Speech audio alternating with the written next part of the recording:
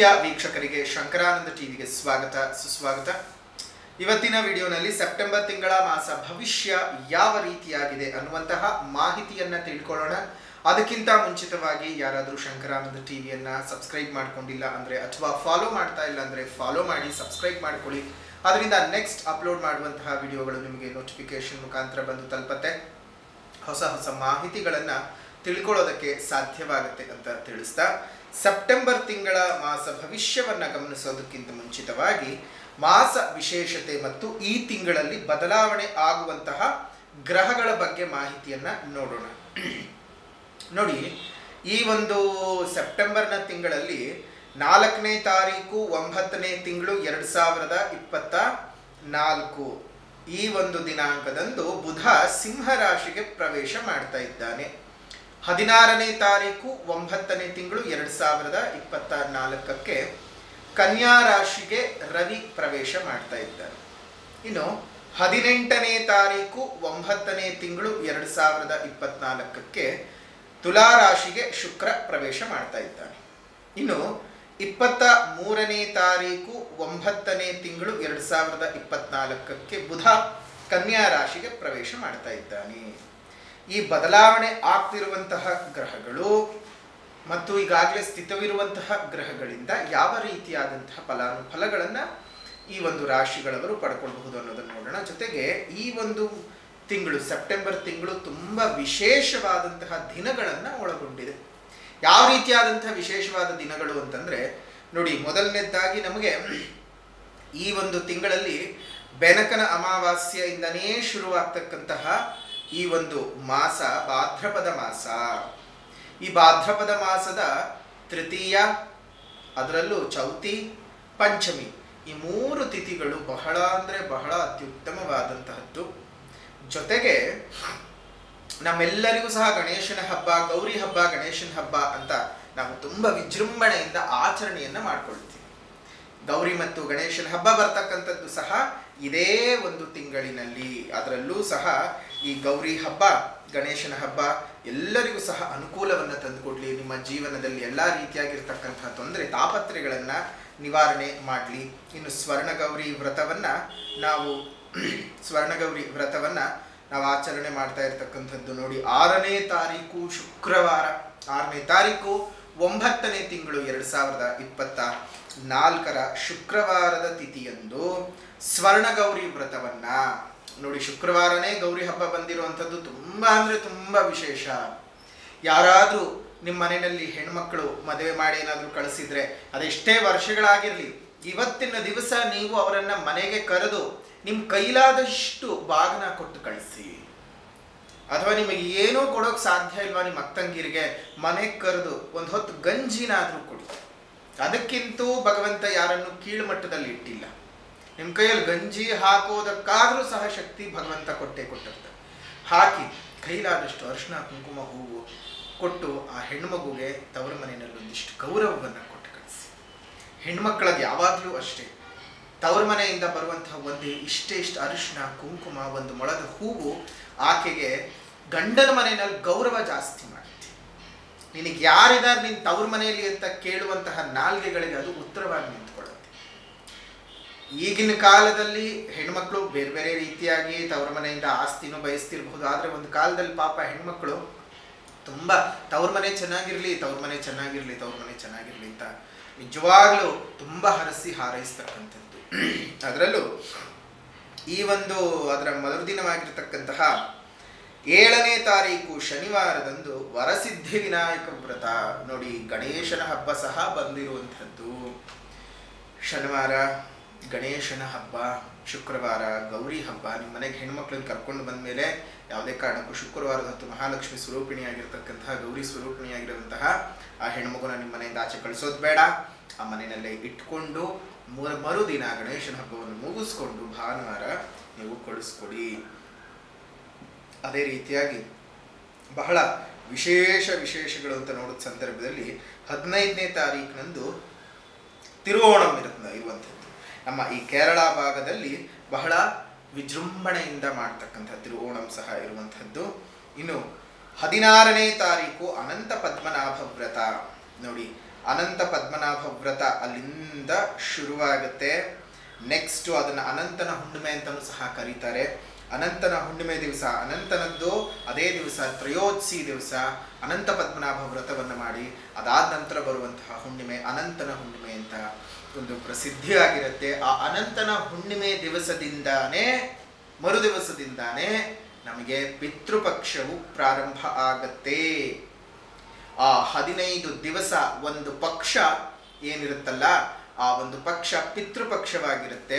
ಆ ಪಿತೃಪಕ್ಷದಲ್ಲಿ ನಿಮಗೆ ನಿಜವಾಗ್ಲೂ ನಿಮ್ಮ ಪಾಪಕರ್ಮಗಳನ್ನು ಕಳ್ಕೊಳ್ಳೋದಕ್ಕೆ, ನಿಮ್ಮ ಒಂದು ಜೀವನದಲ್ಲಿರುವಂತಹ ತೊಂದರೆ ತಾಪತ್ರೆಗಳನ್ನು ಕಳ್ಕೊಳ್ಳೋದಕ್ಕೆ ಈ ಪಿತೃಪಕ್ಷ ತುಂಬ ಸಹಾಯಕವಾಗಿರುತ್ತೆ. ನೋಡಿ, ನಾವು ಸತ್ತ ನಂತರದಲ್ಲಿ ನಾವು ಯಮಲೋಕಕ್ಕೆ ಹೋಗೋ ಸಂದರ್ಭದಲ್ಲಿ ಆ ವೈತರಣಿ ನದಿಯನ್ನ ದಾಟಬೇಕಾದಾಗ ಅಲ್ಲಿರುವಂತಹ ಬೇರೆ ಯಮಕಿಂಕರರು ಹಿಂಸೆ ಕೊಡೋಕೆ ಶುರು ಮಾಡಿರ್ತಾರೆ. ನೀನು ಈ ತೀರದಿಂದ ಆ ತೀರಕ್ಕೆ ಹೋಗೋದಕ್ಕೆ ನೀನು ಏನು ಪುಣ್ಯ ಕಾರ್ಯ ಮಾಡ್ಕೊಂಡಿದ್ಯಾ, ಏನು ಒಳ್ಳೆ ಫಲಗಳನ್ನು, ನಿನಗೇನು ಅರ್ಹತೆ ಇದೆ, ಏನು ಯೋಗ್ಯತೆ ಇದೆ ಅಂತ ಪ್ರಶ್ನಿಸಿದಾಗ ನೀವು ಮಾಡಿಕೊಳ್ಳುವಂತಹ ದಾನ ಧರ್ಮಗಳೇ ನಿಮ್ಮನ್ನ ಅಂದು ಕಾಪಾಡೋದು. ನೋಡಿ, ಇಲ್ಲಿ ನೀವು ದಾನ ಧರ್ಮಗಳನ್ನು ಮಾಡಿರ್ತೀರಿ, ಇಲ್ಲಿ ಹಸಿದ ಹೊಟ್ಟೆಗಳಿಗೆ ಊಟ ಹಾಕಿರ್ತೀರಿ, ಆದರೆ ಅಲ್ಲೇ ನಿಮ್ಗೆ ಅದನ್ನು ಕಾಪಾಡುತ್ತೆ. ಹಾಗಾಗಿ ಪಿತೃಪಕ್ಷದಲ್ಲಿ ನೀವು ಪಿತೃ ಕಾರ್ಯಗಳನ್ನು ಮಾಡಬೇಕು. ಯಾಕಂದ್ರೆ ಸತ್ತು ಹೋದಂಥವ್ರಿಗೆ ಅಲ್ಲಿ ಸರಿಯಾಗಿರುವಂಥ ವ್ಯವಸ್ಥೆ ಇಲ್ಲದೆ ಒದ್ದಾಡ್ತಾ ಇರ್ತಾರೆ. ಅದಕ್ಕೆ ನೀವೆಷ್ಟು ದಾನ ಧರ್ಮಗಳನ್ನ ಬದುಕಿದ್ದಾಗ ನೀವು ಮಾಡ್ಕೊಳ್ತೀರೋ, ನಿಮ್ಮ ಬುದ್ಧಿಯಿಂದ ನಿಮ್ಮ ಶಕ್ತಿಯಿಂದ ನೀವು ಮಾಡ್ಕೊಳ್ತೀರೋ, ಅದು ನಿಮಗೆ ಒಳ್ಳೆಯದು. ಮಕ್ಕಳು ಮಾಡ್ತಾರೆ, ಅವ್ರು ಮಾಡ್ತಾರೆ, ಇವ್ರು ಮಾಡ್ತಾರೆ, ನಿಮ್ಮ ಮನಸ್ಸಿದ್ದ ಹಾಗೆ ನಿಮ್ಮ ಮಕ್ಕಳ ಮನಸ್ಸು ಇರಬೇಕು ಅಂತ ಏನಿಲ್ಲ. ನೋಡಿ, ಕರ್ಣನ ದೇಹಾಂತ್ಯವಾದ ನಂತರದಲ್ಲಿ ಸ್ವರ್ಗಕ್ಕೆ ಹೋಗಿರ್ತಾರೆ. ಸ್ವರ್ಗಕ್ಕೆ ಹೋದ ಸಂದರ್ಭದಲ್ಲಿ ಅವನಿಗೆ ತಿನ್ನೋಕೆ ಅನ್ನಾಹಾರಗಳು ಇಲ್ಲದ ಹಾಗೂ ಒದ್ದಾಡ್ತಾನೆ. ಸ್ವರ್ಗದಲ್ಲೆಲ್ಲಾದ್ರೂ ತಿನ್ನೋಕೆ ಕುಡಿಯೋಕೆ ಬರವಿದೆಯಾ ಅಂತ ಕೇಳಿದ್ರೆ ಖಂಡಿತವಾಗಿಯೂ ಬರವಿರುತ್ತೆ. ಯಾಕೆಂದ್ರೆ ಕರ್ಣ ಪಿತೃ ಕಾರ್ಯಗಳನ್ನು ಮಾಡಿರೋದಿಲ್ಲ, ಅವನು ಕೇವಲ ದಾನ ಧರ್ಮಗಳನ್ನು ಮಾಡ್ಕೊಂಡಿರ್ತಾನೆ. ಪಿತೃ ಕಾರ್ಯಗಳನ್ನು ಮಾಡಬೇಕು, ಅವನಿಗೆ ತಂದೆ ತಾಯಿ ಯಾರು ಅಂತಾನೆ ಗೊತ್ತಿಲ್ಲ. ಪಿತೃಕರ್ಮಗಳನ್ನು ಎಲ್ಲಿಂದ ಮಾಡೋದಕ್ಕೆ ಸಾಧ್ಯ? ಆ ನಂತರ ಪುನಃ ಭೂಮಿಗೆ ಬಂದ ನಂತರ ಅವನು ಪಿಂಡ ಪ್ರಧಾನಗಳನ್ನೆಲ್ಲ ಅವನ ತಂದೆ ತಾಯಿಗಳಿಗೆಲ್ಲ ಮಾಡಿದ ನಂತರ ಸ್ವರ್ಗದಲ್ಲಿ ಅವನಿಗೆ ತಿನ್ನೋಕೆ ಅನ್ನಾಹಾರಗಳು ಸಿಗುತ್ತೆ. ಅದು ದ್ವಾಪರ ಯುಗದಲ್ಲಿ. ಆದರೆ ಇದು ಕಲಿಕಾಲದಲ್ಲಿ ದಾನವೇ ಶ್ರೇಷ್ಠ. ದಾನಗಳನ್ನು ಮಾಡ್ತಕ್ಕಂಥದ್ದು ನಿಮ್ಮ ಒಂದು ಮುಂದಿನ ಜೀವನವನ್ನು ಸುಖಮಯವಾಗಿ ಇಟ್ಕೊಳ್ಳೋದಕ್ಕೆ ಸಾಧ್ಯವಾಗುತ್ತೆ. ಸಾಧ್ಯವಾದಷ್ಟು ದಾನಗಳನ್ನು ಮಾಡಿ ಧರ್ಮಗಳಲ್ಲಿ ನಿಮ್ಮ ಜೀವನವನ್ನು ಮುಂದುವರಿಸ್ಕೊಂಡು ಹೋಗಿ. ಅನ್ನಬಹುದು, ನೀವೇನು ಮರಕ್ಕೂ ದೇವ್ರಂತೀರಿ, ಕಲ್ಲಿಗೆ ದೇವ್ರಂತೀರಿ, ಬಂಡೆಗೆ ದೇವ್ರಂತೀರಿ, ಪರ್ವತಗಳಿಗೆ ದೇವರಂತೀರಿ, ಕೊನೆಗೆ ವರ್ಷಕ್ಕೊಮ್ಮೆ ತರಕಾರಿ ಕತ್ತರಿಸುವಂತಹ ಚಾಕು ಚೂರಿಗಳಿಗೂ ಅರ್ಶಿನ ಕುಂಕುಮ ಗಂಧ ಬಳಿತೀರಿ, ಅದಕ್ಕೂ ದೇವರು ಅಂತ ಹೇಳಿ ಪೂಜೆ ಮಾಡ್ತೀರಿ. ನಿಮಗೇನು ಅನ್ಸೋದೇ ಇಲ್ವಾ? ಯಾವುದೋ ಒಂದಿಷ್ಟು ದಪ್ಪದ ಅನ್ನದ ಉಂಡೆಯನ್ನು ಕಟ್ಟಿ ಕಾಗೇನು ಕಾ ಕಾ ಕಾ ಕಾ ಅಂತ ಕರೆದ ತಕ್ಷಣ ಅದು ಬಂದು ತಿಂದುಕೊಂಡು ಹೋಗುತ್ತೆ. ಆಗ ನಿಮ್ಮ ದೊಡ್ಡವರಿಗೆ ಮೋಕ್ಷ ಸಿಕ್ತು, ಅವ್ರಿಗೊಂದಲ್ಲಿ ಏನೋ ದಾರಿ ಆಯಿತು ಅಂತ ನಂಬುತ್ತೀರಿ. ಇದೆಲ್ಲ ಬದುಕಿನ ಮೂಢನಂಬಿಕೆ ಅಂತ ಹಲವಾರು ಜನ ಅಂದ್ಕೊಳ್ತಾರೆ. ಆದರೆ ಅದು ಯಾವುದು ಬದುಕಿನ ಮೂಢನಂಬಿಕೆ ಅಂತೂ ಖಂಡಿತ ಅಲ್ಲ. ಬದುಕಿನ ಸೌಜನ್ಯ ಅನ್ನೋದಕ್ಕೆ ನಾವು ಇಷ್ಟಪಡಬೇಕು. ಬದುಕಿನ ಸಂಸ್ಕಾರ. ಪ್ರಕೃತಿಯಲ್ಲಿದ್ದೀವಿ, ಪ್ರಕೃತಿ ನಮ್ಮನ್ನು ಕಾಪಾಡ್ತಿದೆ, ಪ್ರಕೃತಿ ನಮ್ಮನ್ನು ಪೊರೀತಿದೆ, ಪ್ರಕೃತಿ ನಮ್ಮನ್ನು ಎಲ್ಲದಕ್ಕೂ ಇದು ಮಾಡ್ತಾ ಇದೆ. ಅದಕ್ಕೆ ನಾವು ಅದನ್ನು ದೇವರು ಅಂತ ಹೇಳ್ತೀವಿ, ಪೂಜೆಯನ್ನು ಮಾಡ್ತೀವಿ. ತಪ್ಪೇನಿದೆ? ನಮ್ಮ ದಿನ ಬದುಕಿಗಾದರೆ ಸಾಕು. ಚಾಕು ಚೂರಿಗಳಿಲ್ಲದೆ ಅಡುಗೆ ಮನೆಯಲ್ಲಿ ಕೆಲಸವೇ ಆಗಲಾರದು. ಅದಕ್ಕೊಂದು ದೈವತ್ವದ ಸ್ಥಾನಮಾನ, ವರ್ಷಕ್ಕೊಮ್ಮೆ ಆದರೂ ಕೃತಜ್ಞತೆ. ನಿರ್ಜೀವ ಅದು ಹೌದು, ಆದರೆ ನಮ್ಮ ಬದುಕಿಗೆ ಅದು ಬೆಸ್ಕೊಂಡಿದೆ, ಅದಿಲ್ಲದೆ ಇಲ್ಲ. ಹಾಗಾಗಿ ಅದಕ್ಕೊಂದು ಸ್ಥಾನಮಾನವನ್ನು ಕಲ್ಪಿಸಿದ್ದೀವಿ. ತಪ್ಪಿದೆಯಾ? ಅದನ್ನು ನೀವು ತಪ್ಪು ಅಂತ ಅಂದ್ಕೊಂಡ್ರೆ ಅದು ನಿಮ್ಮ ಮನಸ್ಸಿನ ಭಾವನೆ ಅಷ್ಟೇ. ಇನ್ನು 4-6 ಜನಕ್ಕೆ ನಿಮ್ಮ ಅಪ್ಪ ಅಮ್ಮನ ಹೆಸರು ಹೇಳಿ ಒಂದಿಷ್ಟು ಅನ್ನ ಉಣಬಡಿಸ್ತೀರಿ, ಅದರಲ್ಲೊಂದು ಸಾರ್ಥಕತೆ. ಇದ್ದಾಗೇನೂ ಮಾಡಲಿಲ್ಲ, ಕಡೆ ಪಕ್ಷ ಅವ್ರು ಹೋದಾಗ್ಲಾದ್ರೂ ಮಾಡ್ತಿದ್ದೀನಿ ಅನ್ನುವಂತಹ ಒಂದು ಪ್ರಾಯಶ್ಚಿತ್ತ ಪೂರ್ವಕವಾಗಿರ್ತಕ್ಕಂತಹ ಆ ಪಾಪ ಪ್ರಜ್ಞೆಯಿಂದ ಆಚೆ ಬರೋದಕ್ಕೆ ಮಾಡ್ಕೊಳ್ಬಹುದು. ಹೀಗೆ ನಮ್ಮ ಬದುಕಿನಲ್ಲಿ ನಡೆಯುವಂತಹ ಹಲವು ಕ್ರಿಯೆಗಳು, ಹಲವು ವಿಚಾರಗಳೊಂದಿಗೆ ಜೋಡಿಕೆ ಆಗಿರುತ್ತೆ. ಈ ಪಿತೃಪಕ್ಷ ನಿಮ್ಮ ಜೀವನದಲ್ಲಿರುವಂತಹ ಎಲ್ಲ ತೊಂದರೆಗಳನ್ನು, ತಾಪತ್ರಗಳನ್ನು, ಪಿತೃಗಳಿಗೆ ನೀವು ಮಾಡಿರ್ತಕ್ಕಂತಹ ಅಪಚಾರಗಳನ್ನೆಲ್ಲ ತೀರಿಸಿಕೊಳ್ಳೋದಕ್ಕೆ ಸಾಧ್ಯವಾಗುತ್ತೆ. ಅಂತಹ ಒಂದು ಸಮಯವನ್ನು ವ್ಯರ್ಥ ಮಾಡ್ಕೊಳ್ಳೋದಕ್ಕೆ ಹೋಗೋದು ಬೇಡ. ಈ ಒಂದು ಅನಂತ ಪದ್ಮನಾಭ ವ್ರತವನ್ನು ಯಾರ್ಯಾರು ಸಾಧ್ಯವಾಗುತ್ತೋ ಅನಂತನ ಹಬ್ಬ ಮಾಡ್ಕೊಳ್ಳಿ. ಅದಾದ ನಂತರ ಅನಂತನ ಹುಣ್ಣಿಮೆಯಿಂದ ಮರುದಿನವೇ ಒಂದು ನಮಗೆ ಪಕ್ಷದ ಪ್ರಾರಂಭ, ಮಹಾಲಯ ಪಕ್ಷದ ಪ್ರಾರಂಭ. ಪಕ್ಷ ಪೂರ್ತ ನಿಮ್ಮ ನಿಮ್ಮ ಪಿತೃದೇವತೆಗಳನ್ನು ನೆನೆದುಕೊಂಡು ಅವರುಗಳಿಗೆ ಸೇರಿಸಬೇಕಾಗಿರ್ತಕ್ಕಂತಹ ಗೌರವ, ಅವರಿಗೆ ಸಲ್ಲಬೇಕಾಗಿರ್ತಕ್ಕಂಥ ಪೂಜೆ ಪುನಸ್ಕಾರಗಳನ್ನು ಮಾಡಿ ಅವರನ್ನು ಸಹ ಸುಸ್ಥಿತಿಯಲ್ಲಿ ಇಟ್ಕೊಳ್ಳಿ. ಇನ್ನು ರಾಶಿ ಭವಿಷ್ಯದ ಕಡೆ ಗಮನ ಕೊಡೋಣ. ಇನ್ನು ಈ ಗ್ರಹ ಸ್ಥಿತಿಗಳ ಬದಲಾವಣೆಯಿಂದಾಗಿ ಸಿಂಹರಾಶಿಯವರಿಗೆ ಯಾವ ರೀತಿಯಾಗಿದೆ ಅನ್ನೋದನ್ನು ಗಮನಿಸೋಣ. ಸಿಂಹರಾಶಿಯಲ್ಲಿ ಹುಟ್ಟಿರ್ತಕ್ಕಂಥವರಿಗೆ ಈ ಒಂದು ತಿಂಗಳಿನಲ್ಲಿ ಅತ್ಯುತ್ತಮವಾದಂಥ ಶುಭಯೋಗಗಳಿದ್ದಾವೆ. ಹಣಕಾಸಿನ ಮುಗ್ಗಟ್ಟುಗಳು ದೂರ ಆಗ್ತಕ್ಕಂಥದ್ದು, ಸಂಸಾರದಲ್ಲಿ ನಿಮಗೆ ಶಾಂತಿ ಸುಖ ನೆಲೆಸುವಂಥದ್ದಾಗತ್ತೆ. ಸ್ವಲ್ಪ ತಾಳ್ಮೆ ತಂದುಕೊಳ್ಳಿ ಸಿಂಹರಾಶಿ. ಸುಮ್ಮನೆ ಏನೇನೋ ಮಾತಾಡಿ ಏನೇನೋ ರಾದ್ಧಾಂತಗಳನ್ನು ವಿವಾದಗಳನ್ನು ನಿಮ್ಮ ತಲೆ ಮೇಲೆ ನೀವೇ ತಂದು ಹಾಕೊಳ್ಳೋ ಸಾಧ್ಯತೆಗಳಿದ್ದಾವೆ. ಆದರೆ ಸ್ವಲ್ಪ ಜಾಗ್ರತೆಯಾಗಿದ್ದು ಏನು ಬೇಕು ಏನು ಬೇಡ ಅಂತ ಯೋಚನೆ ಮಾಡಿ ಅದು ಮುಂದುವರಿರಿ, ಅನುಕೂಲತೆಗಳಾಗುತ್ತವೆ. ಅಷ್ಟು ಮಾತ್ರ ಅಲ್ಲ, ಆರೋಗ್ಯ ಸುಧಾರಣೆ ತುಂಬಾ ಚೆನ್ನಾಗಾಗುತ್ತೆ. ಈ ನರಗಳಿಗೆ ಸಂಬಂಧಪಟ್ಟ ಹಾಗೆ, ಈ ಮೆದುಳಿಗೆ ಸಂಬಂಧಪಟ್ಟ ಹಾಗೆ ಏನಾದರೂ ತೊಂದರೆ ತಾಪತ್ರಗಳಿಂದ ಏನಾದರೂ ಬಳಲ್ತಾ ಇದ್ದರೆ ಆ ಕಾಯಿಲೆಗಳಿಂದ ನಿವಾರಣೆ ಆಗ್ತೀರಿ. ಪ್ರೇಮಿಗಳಿಗೆ ಶುಭವಾಗಿದೆ, ಪ್ರೇಮ ವಿವಾಹಗಳಿಗೆ ಶುಭವಾಗಿರ್ತಕ್ಕಂತಹದ್ದು. ಸಂಸಾರದಲ್ಲಿ ತಾಪತ್ರಗಳು ನಿವಾರಣೆ ಆಗುತ್ತೆ. ತೀರ್ಥಯಾತ್ರೆಗಳನ್ನು ಮಾಡ್ತೀರಿ, ಪುಣ್ಯಕ್ಷೇತ್ರಗಳ ದರ್ಶನವನ್ನು ಸಹ ನೀವು ಪಡ್ಕೊಳ್ತೀರಿ. ವ್ಯಾಪಾರ ವ್ಯವಹಾರದಲ್ಲಿ ತುಂಬ ದೊಡ್ಡ ಮಟ್ಟದ ಲಾಭವನ್ನು ಸಹ ನೀವು ಗಳಿಸೋದಕ್ಕೆ ಸಾಧ್ಯವಾಗುತ್ತೆ. ರಾಜಕೀಯದಲ್ಲಿರ್ತಕ್ಕಂಥವರಿಗೆ, ಕಾರ್ಮಿಕರಾಗಿರತಕ್ಕಂಥವರಿಗೆ, ಸಮಾಜ ಸೇವಕರುಗಳಿಗೆ, ಧಾರ್ಮಿಕ ಮುಖಂಡರುಗಳಿಗೆ ಅತ್ಯುತ್ತಮವಾಗಿರ್ತಕ್ಕಂತಹ ಲಾಭಗಳು, ಒಳ್ಳೆಯ ಗೌರವ ಸ್ಥಾನಮಾನಗಳು ಸಿಗ್ತಕ್ಕಂತಹದ್ದು. ಶತ್ರುಕಾಟಗಳಿಂದ ದೂರ ಆಗ್ತೀರಿ, ಆರೋಗ್ಯ ವೃದ್ಧಿಯಾಗುತ್ತೆ. ದೈಹಿಕವಾಗಿ, ಮಾನಸಿಕವಾಗಿ ಮತ್ತು ಬೌದ್ಧಿಕವಾಗಿ ನೀವು ತುಂಬ ಸದೃಢರಾಗಿರ್ತೀರಿ, ಸಬಲರಾಗಿರ್ತೀರಿ. ಶೀಘ್ರವಾಗಿ ನಿಮಗೆ ಯಾವುದೇ ತೊಂದರೆ ತಾಪತ್ರಗಳು ನೋವುಗಳು ಇಲ್ಲದ ಹಾಗೆ ನಿಮ್ಮಲ್ಲಿರುವಂತಹ ಸಂಕಟಗಳು ದೂರ ಆಗ್ತಕ್ಕಂಥದ್ದು. ಅದೇ ರೀತಿಯಾಗಿ ನಿಮಗೆ ಒಂದು ಸ್ವಲ್ಪ ಜಾತಕನೂ ಸಹ ಸಪೋರ್ಟಿವ್ ಆಗಿದ್ದು ಬಿಟ್ಟರೆ ಒಳ್ಳೆ ರೀತಿಯಾಗಿ ಇನ್ನೂ ಹೆಚ್ಚಿನ ಶುಭ ಫಲಗಳನ್ನು ಅನುಭವಿಸಬಹುದು. ಪ್ರವಾಸಗಳನ್ನು ಮಾಡ್ತೀರಿ, ಪ್ರಯಾಣಗಳನ್ನು ಮಾಡ್ತೀರಿ. ಸರ್ಕಾರಿ ಅಧಿಕಾರಿಗಳಿಗೆ ಅತ್ಯುನ್ನತವಾಗಿರುವಂಥ ಸ್ಥಳ ಬದಲಾವಣೆಯ ಯೋಗ, ವರ್ಗಾವಣೆಗಳು ನಿಮಗೆ ಬೇಕು ಅಂದರೆ ಮಾಡಿಸ್ಕೋಬಹುದು. ಪ್ರಮೋಷನ್ ಸಿಗುತ್ತೆ, ಇನ್ಕ್ರಿಮೆಂಟ್ಗಳು ಸಿಗುತ್ತೆ. ಹೊರದೇಶಕ್ಕೆ ಹೋಗಬೇಕು ಅಂತ ಕನಸು ಕಟ್ಕೊಂಡಿದ್ದಂಥವರಿಗೆ ಹೊರದೇಶಗಳಿಗೆ ಹೋಗುವ ಸಾಧ್ಯತೆಗಳನ್ನು ಸಹ ತಳ್ಳು ಹಾಕುವ ಹಾಗೆ ಇಲ್ಲ. ಇಂತಹ ಅತ್ಯಂತ ಶುಭ ಫಲಗಳನ್ನು ಸಿಂಹರಾಶಿಯವರು ಈ ಒಂದು ತಿಂಗಳಿನಲ್ಲಿ ಅನುಭವಿಸೋದಕ್ಕೆ ಸಾಧ್ಯ ಇದೆ. ಹಾಗಾಗಿ ಯೋಚನೆ ಮಾಡಬೇಡಿ, ದೇವರು ನಿಮಗೆ ಪ್ರತಿಯೊಂದು ಅಂಶಗಳನ್ನೂ ಸಹ ಕೊಟ್ಟು ಕಾಪಾಡ್ತಾನೆ. ಅದೇ ರೀತಿಯ ಧೈರ್ಯವಾಗಿದ್ದು ನಿಮ್ಮ ಜೀವನವನ್ನು ಮುಂದುವರಿಸ್ಕೊಂಡು ಹೋಗಿ. ಈ ತಿಂಗಳು ನಿಮಗೆ ಅದೃಷ್ಟವನ್ನು ತಂದುಕೊಡ್ತಕ್ಕಂತಹ ದಿನಾಂಕಗಳನ್ನು ನೋಡೋದಾಯಿತು ಅಂದರೆ 5, 6, 10, 13, 14, 19.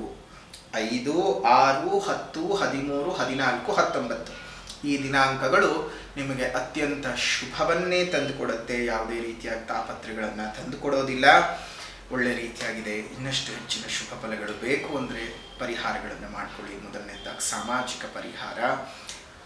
ಪ್ರಕೃತಿಯನ್ನು ಉಳಿಸೋಣ, ಪ್ರಕೃತಿಯನ್ನು ಬೆಳೆಸೋಣ. ಸಾಧ್ಯವಾದ ಕಡೆ ಗಿಡಗಳನ್ನು ನೆಟ್ಟು ಪೋಷಣೆಯನ್ನು ಮಾಡಿ. ಅದಾದ ನಂತರದಲ್ಲಿ ನಿಮ್ಮ ಬದುಕಿನಲ್ಲಿ ತುಂಬ ಒಳ್ಳೆಯ ಏಳಿಗೆಗಳು ಉಂಟಾಗುತ್ತವೆ. ಸಾಧ್ಯವಾದ ಕಡೆ ನಿಮ್ಮ ಮನೆ ಮುಂದೆ ಮತ್ತು ಮೇಲ್ಭಾಗದಲ್ಲಿ ಸಣ್ಣ ಸಣ್ಣ ಕುಂಡಗಳಲ್ಲಿ ನೀರನ್ನು ಇಡ್ತಾ ಇರಿ. ಅದರಿಂದ ಅದೆಷ್ಟೋ ಪಕ್ಷಿಗಳಿಗೆ, ಪ್ರಾಣಿಗಳಿಗೆ, ಪಶುಗಳಿಗೆ ದಾಹವನ್ನು ಇಂಗಿಸಿದಂತಹ ಪುಣ್ಯದ ಫಲವೂ ಸಹ ನಿಮಗೆ ಬಂದು ಸೇರಿಕೊಳ್ಳುತ್ತೆ. ದೇವರ ಆಶೀರ್ವಾದ ಉಂಟಾಗುತ್ತೆ. ಮುಂದಿನ ಪೀಳಿಗೆಯ ಉಸಿರು ಉಳಿಬೇಕು ಅಂತಂದರೆ ಇಂದು ನಾವು ಹಸಿರನ್ನು ಉಳಿಸ್ಕೊಳ್ಬೇಕು. ಹಸಿರನ್ನು ಉಳಿಸಿ ಹಸಿರನ್ನು ಬೆಳೆಸೋಣ, ಹಸಿರನ್ನು ಕಾಪಾಡೋಣ. ಇನ್ನು ಆಧ್ಯಾತ್ಮಿಕವಾದ ಪರಿಹಾರ ಅಂತ ಬಂದಾಗ ತ್ರಿಪುರ ಸುಂದರಿ ಅಷ್ಟಕಂ ಸ್ತೋತ್ರದ ಪಠಣವನ್ನು ಮಾಡಿ ಇನ್ನಷ್ಟು ಹೆಚ್ಚಿನ ಶುಭ ಫಲಗಳನ್ನು ಪಡ್ಕೊಳ್ಳೋದಕ್ಕೆ ಸಾಧ್ಯ ಇದೆ. ಸಿಂಹರಾಶಿಯವರು ತಮ್ಮೆಲ್ಲರಿಗೂ ಸಹ ಶುಭವಾಗಲಿ, ಮಂಗಳವಾಗಲಿ. ಈ ಒಂದು ಸೆಪ್ಟೆಂಬರ್ನ ತಿಂಗಳು ನಿಮಗೆ ಅದೃಷ್ಟದಾಯಕವಾಗಿ ಇದೆ. ಇನ್ನಷ್ಟು ಅದೃಷ್ಟದಾಯಕವಾಗಿ ಇರಲಿ ಅಂತ ಭಗವತಿನಲ್ಲಿ ಪ್ರಾರ್ಥನೆಯನ್ನು ಸಹ ಮಾಡೋಣ. ಅದೇ ರೀತಿಯಾಗಿ ಬೆನಕನ ಅಮಾವಾಸ್ಯೆಯ ದಿವಸ ತಯಾರು ಮಾಡ್ತಾ ಇರತಕ್ಕಂತಹ ದೃಷ್ಟಿದೋಷ ನಿವಾರಣ ಒಂದು ತಾಯತಗಳೇನಾದರೂ ಬೇಕಿತ್ತು ಅಂತ ಹೇಳಿದ್ರೆ ದೃಷ್ಟಿದೋಷವಾಗಿರ್ಬೋದು, ಮಾಟಮಂತ್ರ ದೋಷ, ಕೃತಿಮ ದೋಷಗಳು, ಅದೇ ರೀತಿಯಾಗಿ ಬೇರೆ ಬೇರೆ ರೀತಿಯಾಗಿರುವಂಥ ಶತ್ರುಕಾಟಗಳು ಇವೆಲ್ಲವೂ ಸಹ ನಿವಾರಣೆ ಆಗಬೇಕು ಅಂತ ಹೇಳಿದ್ರೆ ಬೆನಕನ ಅಮಾವಾಸ್ಯೆಯ ದಿವಸ ತಯಾರು ಮಾಡ್ತಾ ಇರತಕ್ಕಂತಹ ಅದೃಷ್ಟದಾಯಕವಾದಂತಹ ಅದೃಷ್ಟ ತಂದು ಕೊಡ್ತಕ್ಕಂತಹ ಆ ತಾಯ್ತವನ್ನು ನೀವು ಖರೀದಿ ಮಾಡಿಕೊಳ್ಬಹುದು. ನಿಮ್ಮ ಹೆಸರು, ರಾಶಿ, ನಕ್ಷತ್ರ, ಗೋತ್ರ, ನಿಮ್ಮ ಮನೆ ದೇವರು ಇದನ್ನೆಲ್ಲ ಕಳಿಸಿ ಬುಕ್ ಮಾಡಿಕೊಳ್ಳಿ. ನಿಮ್ಮ ಹೆಸರಿನಲ್ಲಿ ಪೂಜಾ ಸಂಕಲ್ಪಗಳನ್ನು ಮಾಡಿ ಅದನ್ನು ಮಾಡಿ ನಿಮ್ಮ ಮನೆಗೆ ಕಳಿಸುವಂತಹ ಪ್ರಯತ್ನವನ್ನು ಮಾಡ್ತೇವೆ. ಬೇಕಾದಂಥವ್ರು ಬುಕ್ ಮಾಡ್ಕೊಳ್ಳಿ. ಹೆಚ್ಚಿನ ಮಾಹಿತಿ ಬೇಕು ಅಂದರೆ ಇಲ್ಲೇ ಇರುವಂತಹ ಫೋನ್ ನಂಬರ್ಗೆ ಫೋನ್ ಮಾಡಿ. ಅದರಿಂದ ಇನ್ನಷ್ಟು ಹೆಚ್ಚಿನ ಶುಭ ಫಲಗಳನ್ನು ನೀವು ಪಡ್ಕೊಳ್ಳೋದಕ್ಕೆ ಸಾಧ್ಯತೆ ಇದೆ. ಅದರ ಜೊತೆಗೆ ಅದರ ಬಗ್ಗೆ ಮಾಹಿತಿಯನ್ನು ಸಹ ನೀವು ತಿಳ್ಕೊಳ್ಬಹುದು. ಇದಾಗಿತ್ತು ಸಿಂಹರಾಶಿಯವರ ಸೆಪ್ಟೆಂಬರ್ ತಿಂಗಳ ಮಾಸ ಭವಿಷ್ಯ. ಇಲ್ಲಿಗೆ ಮುಕ್ತಾಯ ಮಾಡೋಣ. ಮತ್ತೊಂದು ವಿಡಿಯೋನಲ್ಲಿ ಭೇಟಿ ಮಾಡೋಣ. ಅಲ್ಲಿವರೆಗೂ ನಮಸ್ಕಾರ. ಲೋಕಾ ಸಮಸ್ತ ಸುಖಿನೋ ಭವಂತು, ಸಕಲ ಸನ್ಮಂಗಳಾನಿ ಭವಂತು, ಸರ್ವೇ ಜನಾಃ ಸುಖಿನೋ ಭವಂತು, ಸಮಸ್ತ ಸನ್ಮಂಗಳಾನಿ ಭವಂತು.